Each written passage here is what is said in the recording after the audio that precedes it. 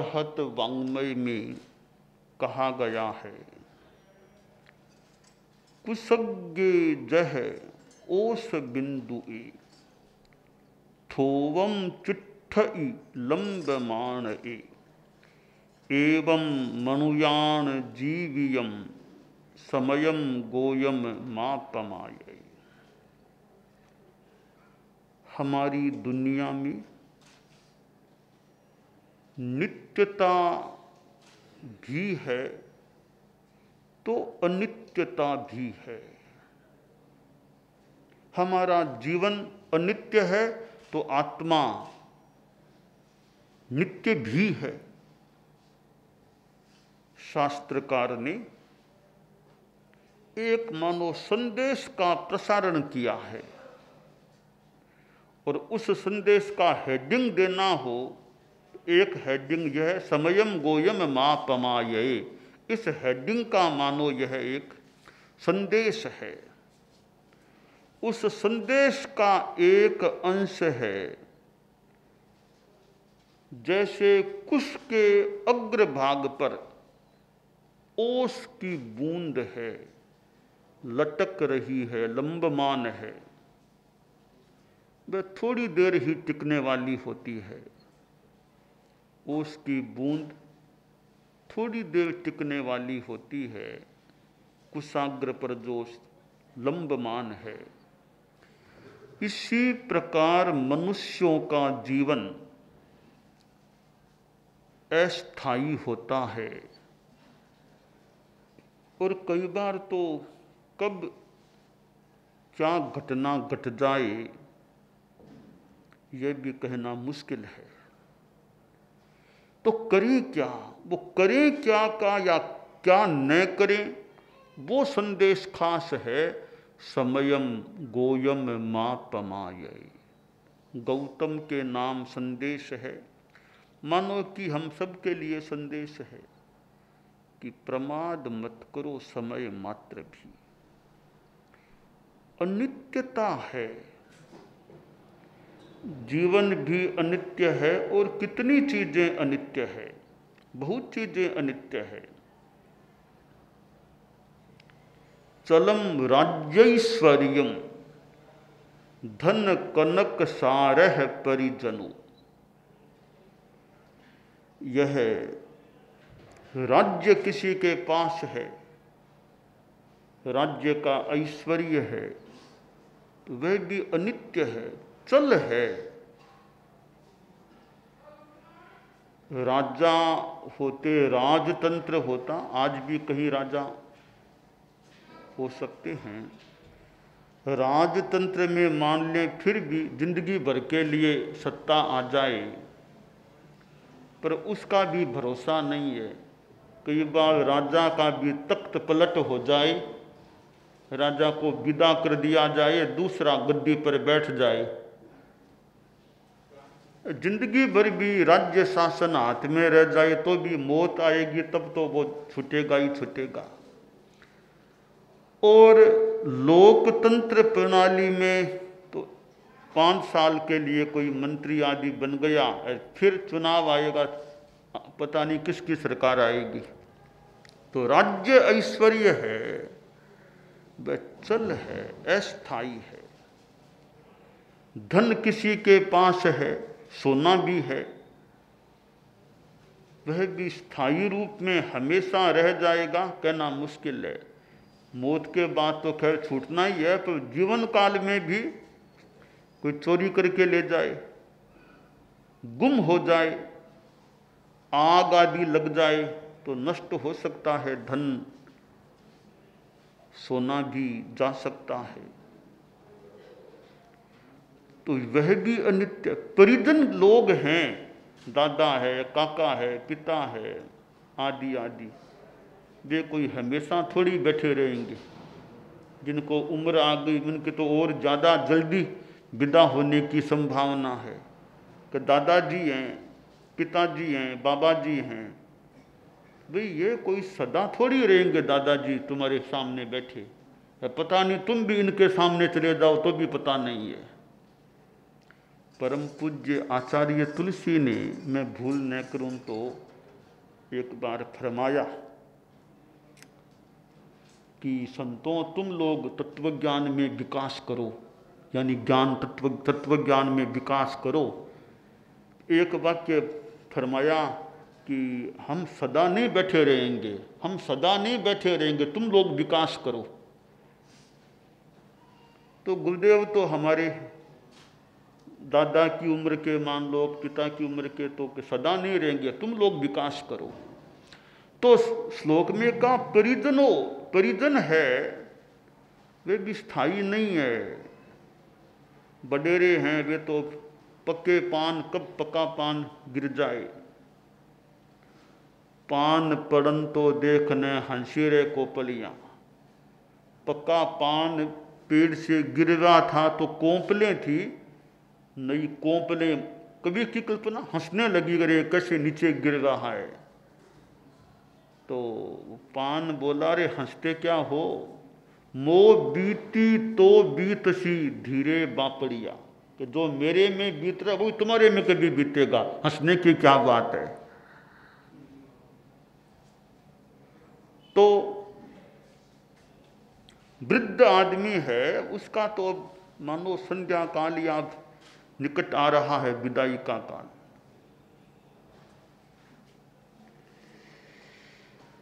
कवि ने कहा कि ये चीजें चंचल है और इसके साथ साथ नृपाद वल्लभ्यम चल मिह चल ममर सौख्यम से विपुलम।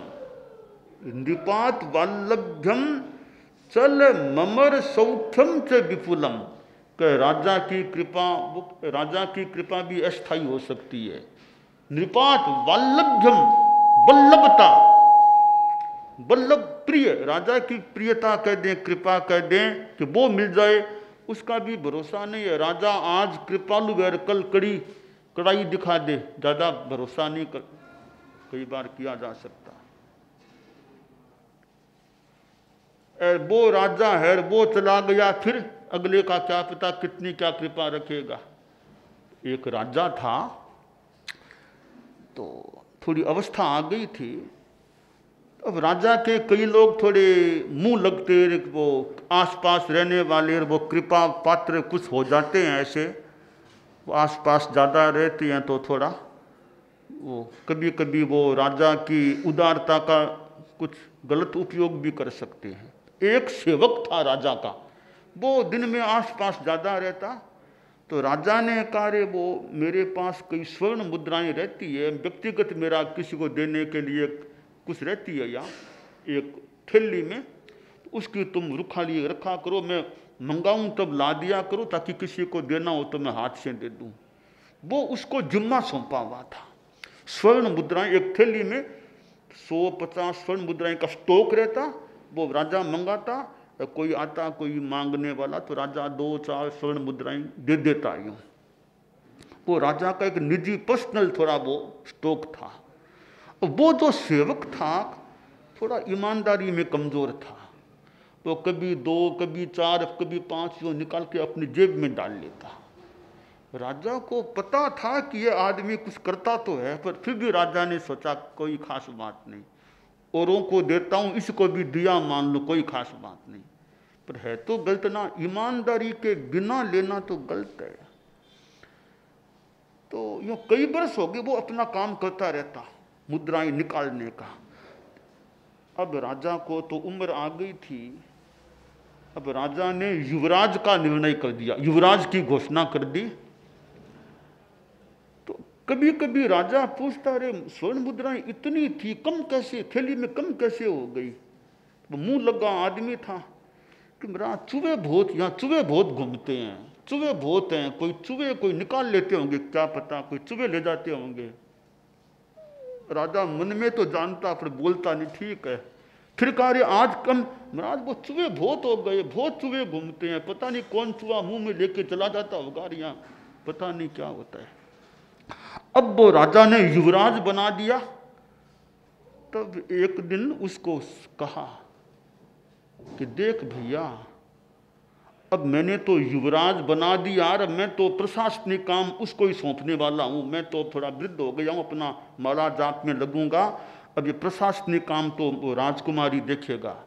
तुम एक बात का ध्यान रखना, अपने चूहों को तुम समझा देना, चूहों को समझा देना। अब चूहे कोई निकाल ने ले मुद्राएं, क्योंकि मैं तो धिकारा था, वो राजकुमार सहन नहीं करेगा। अब कोई चूहे आएंगे ना ये लेने के लिए, वो बड़ा कठोर आदमी है, वो सबकी वापिस मुद्राएं निकलवा लेगा चूहों से। अब अपने चूहों को तुम समझा देना, अब चूहे यहाँ नहीं आए कोई, बस ध्यान रखें। अब तो राजा की कृपा है, वो भी कितनी क्या रहे, अगला राजा आ जाए फिर तो पता नहीं उसका क्या क्रम रहे। तो नृपाद वल्लभ्यम चलम, नृपाद, नृप की प्रियता भी चंचल है, रहे न रहे। और कोई देवलोक का सुख मिल जाए वो भी चंचल है। अमर सौख्यम से विपुलम चल मिहे, अमर सौख्यम से विपुलम चल ममर सौख्यम, अमर देवता का सुख है, वो भी जो ही देवलोक का कालमान पूरा हुआ वो भी समाप्त हो सकेगा।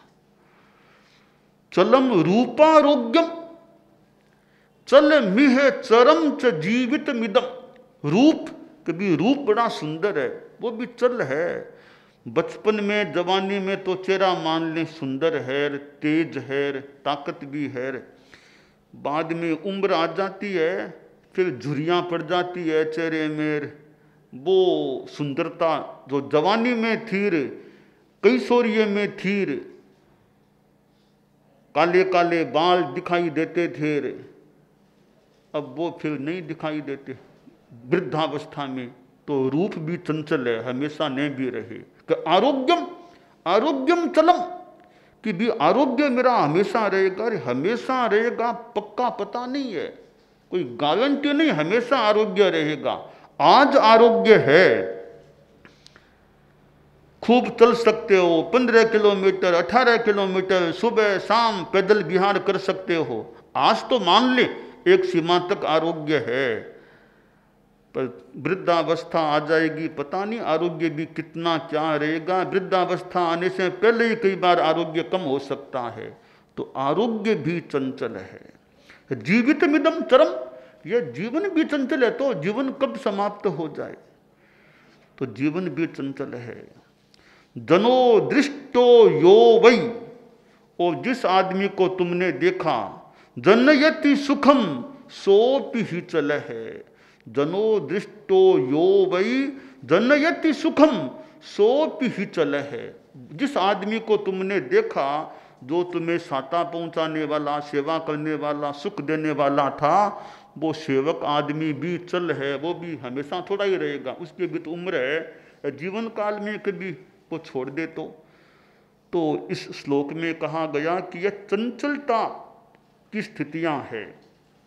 चलम राज्यैश्वर्यम धन कनक सारह परिजनो, नृपाद वाल्लभ्यम चल ममर सौख्यम च विपुलम, चलम रूपारोग्यम चल मिह चरम च जीवित मिदम, जनो दृष्टो यो वै जनयति सुखम सोपि ही चल है। यह अनित्यता की स्थिति है। शरीर अनित्य है। इमं शरीरम अनित्यम असूयम असूय संभवम असासया वासमिणम दुख के सान भायणम। यह शरीर अनित्य है, अशुचि है, अशुचि से पैदा हुआ है, अशाश्वत आवास इसमें आत्मा का होता है।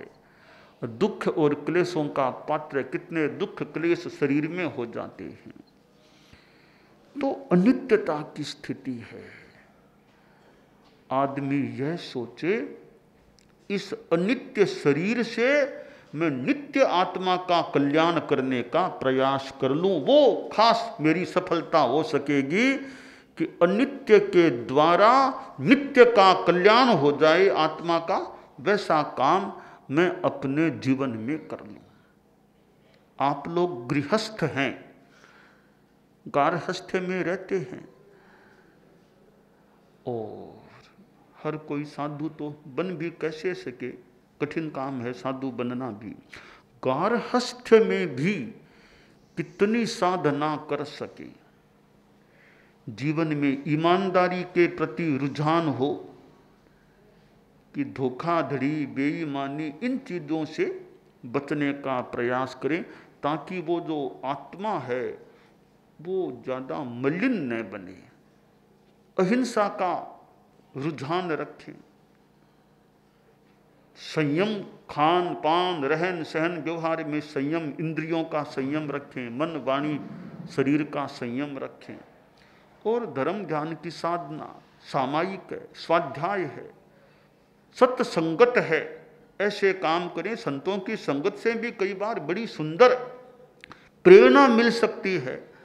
सत्संगत से तो इतना लाभ हो सकता है, कितना समय सार्थक हो सकता है संतों की संगति में रहने से।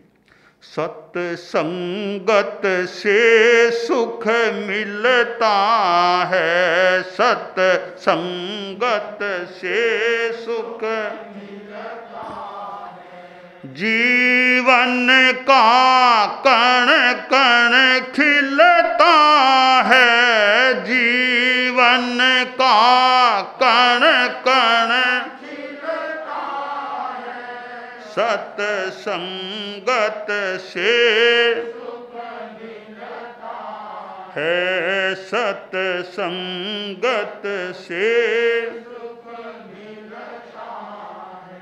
कपड़े को जैसा रंग मिले, कपड़े को जैसा रंग मिले, मानव को जैसा संग मिले, मानव को जैसा संग मिले, बस उसी ढंग में ढलता है, बस उसी ढंग में ढलता है, सत्संगत से सुख मिलता है, सत्संगत से सुख मिलता है। तो इस नित्य आत्मा का कल्याण करें। हालांकि आत्मा भी नित्य एक अपेक्षा से है, पर्याय परिवर्तन तो उसमें भी होता है, फिर भी एक संदर्भ में आत्मा नित्य है, शरीर अनित्य है। तो हम इस अनित्यता का चिंतन करके अपने मोह भाव को, मूर्छा भाव को कम कर सकते हैं। ये भजनों में, गीतों में जो आता है, शरीर अनित्य है, पल का भरोसा नहीं तनकार, ये जो बातें आती हैं, ये एक प्रकार से अनित्य अनुप्रेक्षा की बातें आती हैं। भी अनित्य है, ये बात बार बार याद करो ताकि तुम्हारा मोह भाव जो पदार्थों आदि आदि में है, मूर्छा मोह, वो कमजोर पड़ सके, उसमें छेद हो सके। ये मोह का एक सघन जो है परकोटा सा मान लें, उसमें छेद हो सके, ऐसे अनित्यता के गीतों आदि का स्मरण करने से, गाने से, तो हम अनित्यता की बात को हृदयंगम कर जो मोह भाव है, मूर्छा है, उसको कमजोर करने का प्रयास करें। हमारे संत लोग जो साधु बने हैं, वो क्यों साधु बने होंगे? साधु बनने का आखिर क्या कारण है? कि साधु यह विचार दीक्षा लेने से पहले उसके मन में स्पष्ट हो जाए कि जन्म मरण की परंपरा, जन्म मरण, इनसे मुक्त होकर अपनी जो आत्मा है उसको सर्व दुख मुक्त बना लूं, मेरी आत्मा मोक्ष में स्थित हो जाए। और हमारे छोटे छोटे बालक साधु बन जाते हैं। हमारे कितने छोटी उम्र के संत मेरे आसपास बैठे हैं। हमारी साधवियाँ भी कई छोटी छोटी हैं, छोटी छोटी साधवियाँ हैं जो हमारे साथ हैं। और छोटी छोटी उम्र में माँ बाप को छोड़ दिया, घर को छोड़ दिया, परिवार को छोड़ दिया, कितना बड़ा काम कर लिया है। अब यह सारा क्यों?